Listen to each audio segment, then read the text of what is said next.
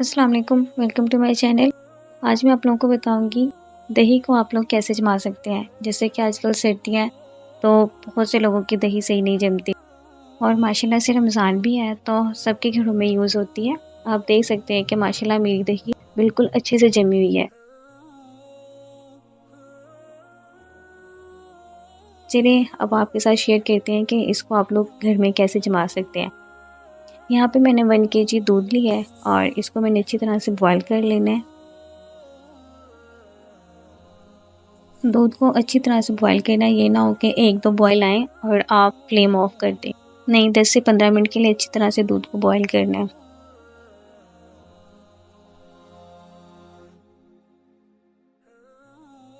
क्या आप देख सकते हैं कि मेरा दूध अच्छी तरह से बॉईल हो रहा है।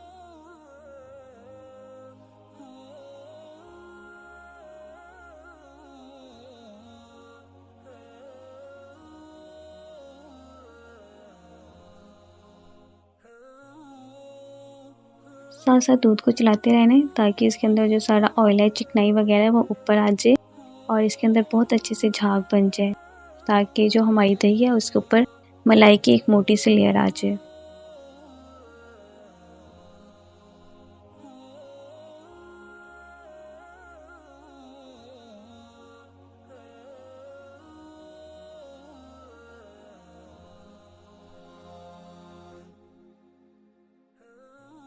ये लीजिए दूध माशाल्लाह से मेरा बॉयल हो चुका है। अब मैंने इसको ठंडा होने के लिए रख दिया है।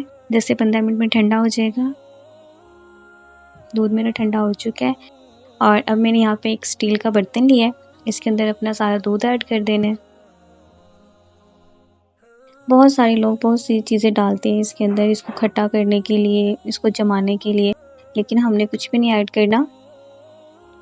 दूध को नॉर्मल रखना है, ना ज़्यादा ठंडा रखना है और ना ही ज़्यादा गर्म रखना है।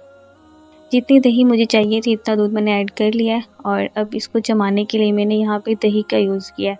2 चम्मच मैंने दही ऐड की है और अब इसको कवर करके मैंने रख देना है।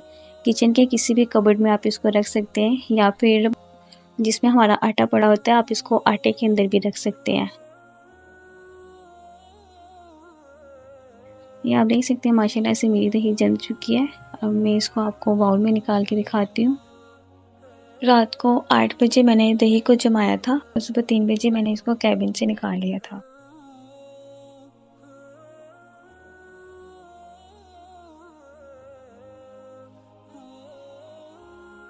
ये देखिए माशाल्लाह से बिल्कुल ऐसे जैसे हम लोग बाज़ार से लेकर आते हैं।